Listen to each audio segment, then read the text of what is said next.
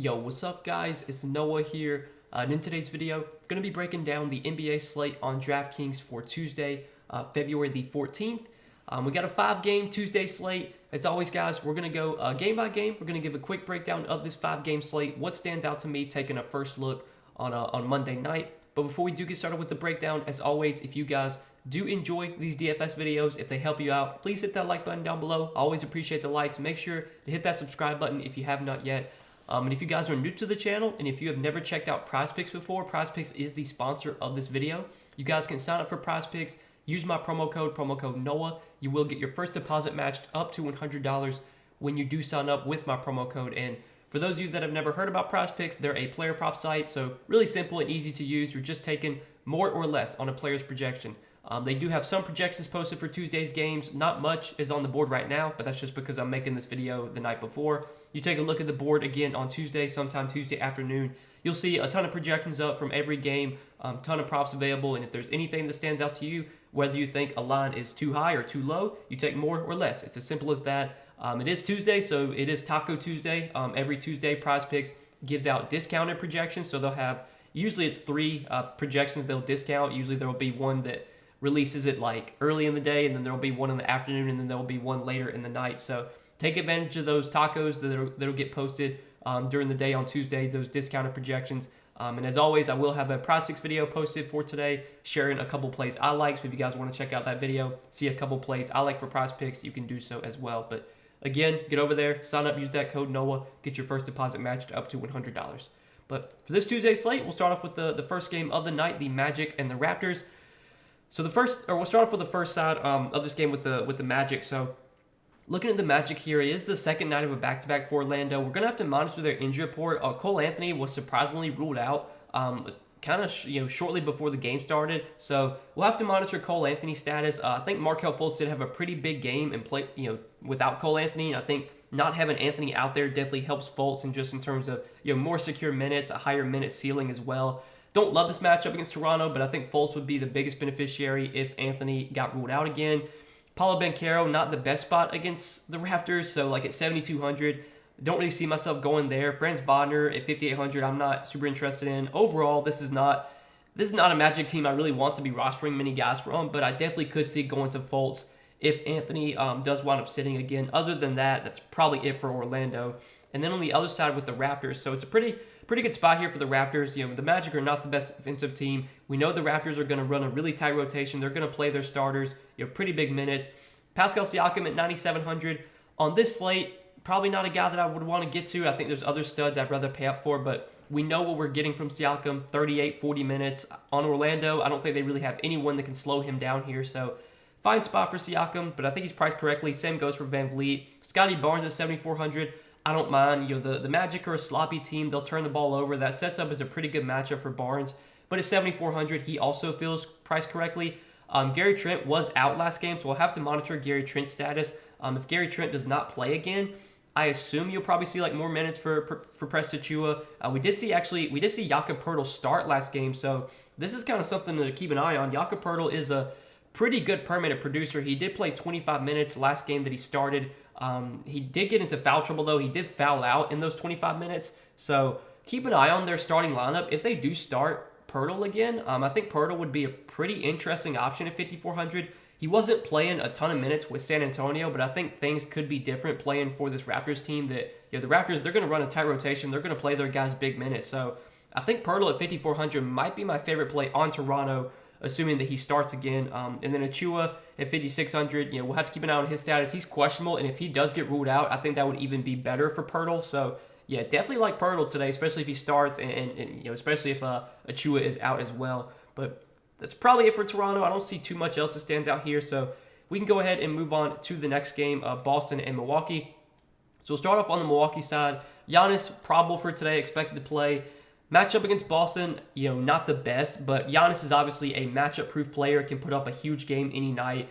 At 12.7, I think when you're looking at pay-up options today, he is definitely the guy that has the highest floor and ceiling overall. He's really expensive, and there's not a ton of value on the slate, but we do have some value that we'll talk about from Boston in a second. I think Giannis is firmly in play, despite the tough matchup. He's pretty much always going to be in play for me. The rest of the Bucks, though, I don't see too much else I really like on Milwaukee. Drew Holiday, 7,600, feels priced about right.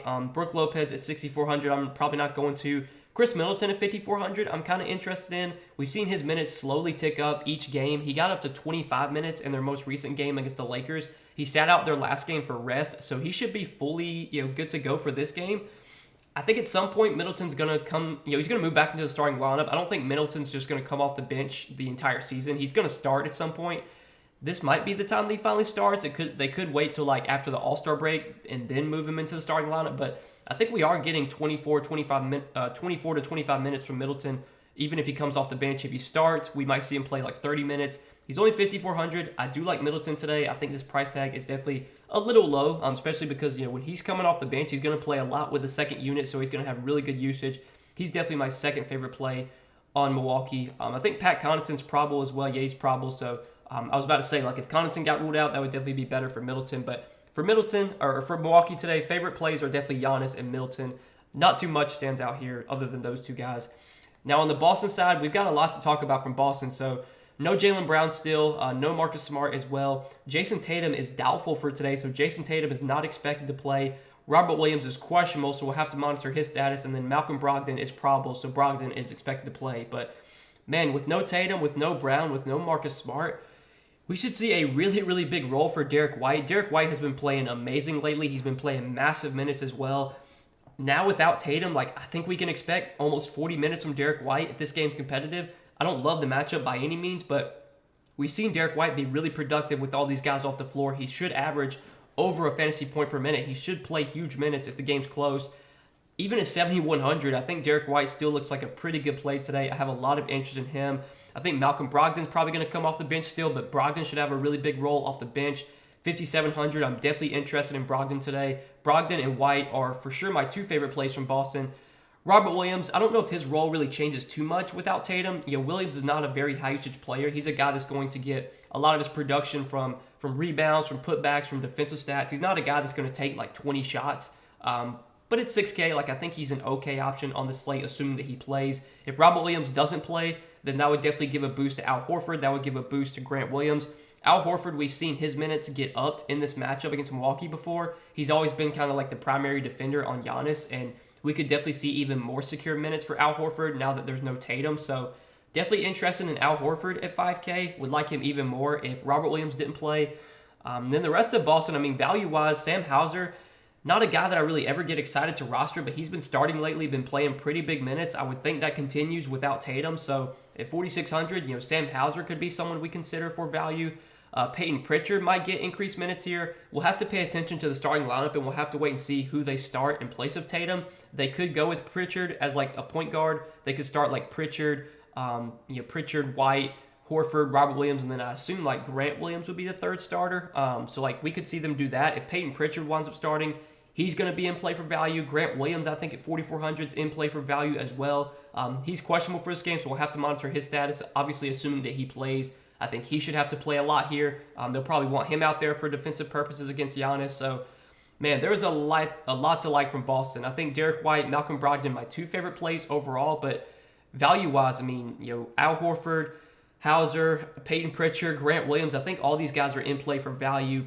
That's probably it, though. I wouldn't consider anyone else on this team, but there's definitely a lot to like on this Boston team. No Smart, no Brown, Tatum doubtful, Williams questionable. Both Williams are questionable. Robert and Grant Williams are questionable. I assume they'll play, but obviously, that would be even better for some of these value guys if they got ruled out. So yeah, you're gonna have to roster a lot of Bucks or a lot of Celtics today. Not this prettiest matchup against Milwaukee, but there's just so much usage available without Tatum, without Brown, without Smart, and the price tags on these guys are still definitely too cheap. So yeah, lots to like on the Celtics though. Let's move on to the next game. Talk about Sacramento and Phoenix. So for Phoenix today, they obviously don't have Kevin Durant yet. He's on the team, but he's not ready to play yet. He's still injured. But they have Devin Booker for this game, so they're pretty much fully healthy besides from Kevin Durant. Now there's no Mikal Bridges anymore, no Cam Johnson, but we can still expect the offense to kind of run through Booker, Ayton, and Paul. Booker's been kind of limited in the games he's played since coming back from injury. So at 9,400, he's pretty much out of play for me until his minutes get back to normal.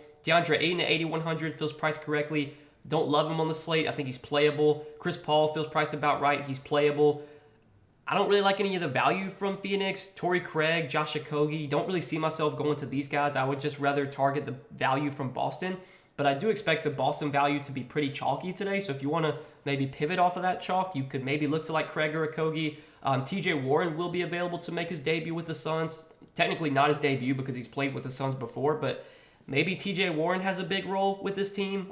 Maybe until like Kevin Durant comes back and is healthy. So like TJ Warren, maybe a dart throw you could take a shot on, but that's pretty much it for Phoenix. I really don't like much on this Phoenix team. Nothing really stands out here. Now, on the other side, looking at the in the Kings, so Sabonis coming in at 9,600, Fox coming in at 9,100. If you're going to roster anyone on the Kings, these are probably the two guys you're going to be looking to. Don't love the spot for Sabonis, but we know Sabonis can stuff the stat sheet. I think 9,600, his price tag has come down a little bit. He's definitely playable, but we haven't seen like a massive ceiling on Sabonis. He's been super, super consistent, giving you like 40, 45 DraftKings points a night. But when you're paying 9,600 for him in GPPs, I mean, you want him to put up like 65, 70, or 60 plus if you can. He did have 62 against San Antonio, but been a lot of 40, 45 DK point games from Sabonis, which at this price tag doesn't really get the job done. So I'm not running to roster Sabonis today. Fox has been playing great lately, but at 9,100, he feels priced about right. Not super interested in him. I definitely think, though, this matchup against Phoenix is not nearly as bad as it would be. Without Mikal Bridges, without Cam Johnson, specifically without Mikal Bridges, this Phoenix defense I don't think is going to be as strong. So I don't mind the spot for Fox, but again, 9,100, not a price tag that I love. Malik Monk is out today for Sacramento, so that probably that helps guys like Kevin Huerter, Harrison Barnes, Keegan Murray a little bit. But at their price tags, none of those guys look like super great options. I think Huerter and Barnes would be my two favorite plays there, but I don't see too much else I like on the Kings today. So that'll do it for that game. Let's move on to the next one, Golden State and the Clippers. So Golden State also on a back-to-back today. Klay Thompson, don't think he's played on a single back-to-back this season, so I'm guessing Klay Thompson will be out today. So if Klay Thompson is out, that should obviously help Jordan Poole. Jordan Poole right now, really, really big role without Steph Curry. That's obviously, his role would be even bigger today if there's no Klay. And then I think you would see more minutes for a guy like Dante DiVincenzo. I think DiVincenzo is going to be a pretty good play today if Klay's out. Maybe you see more minutes for like Ty Jerome, but DiVincenzo definitely would be a big beneficiary there. Poole, I think, looks pretty solid as well at 8,300. Draymond's price tag is up to 7K. Wiggins' price tag up to 6,700. Don't love either one of those guys. Wiggins, if Klay does rest here, I think Wiggins is going to probably be in line for a bigger role, but again, he's priced up to 6,700, which does feel correct. I don't think Wiggins is going to be a guy I prioritize today. I would rather get up to Poole if I could. And then again, DiVincenzo like quite a bit if Klay sits. Looney, Kuminga, Jerome, probably not too much else here. Jerome's kind of worth the dart throw, but that's pretty much it for Golden State. Now on the other side with the Clippers, for the Clippers today, Paul George, Kawhi are probably going to be the two guys you look to first from this team. Kawhi is probably the guy that I would rather roster. Kawhi's just been a better per-minute producer this season than Paul George. He's also been playing like huge minutes lately. If this game's competitive, which I do kind of worry about blowout here with Golden State on the second night of a back-to-back, but if this game is competitive, I think Kawhi will play like close to 40 minutes. So at 9,500, Kawhi's fine, PG's fine. Neither one are like priorities for me though.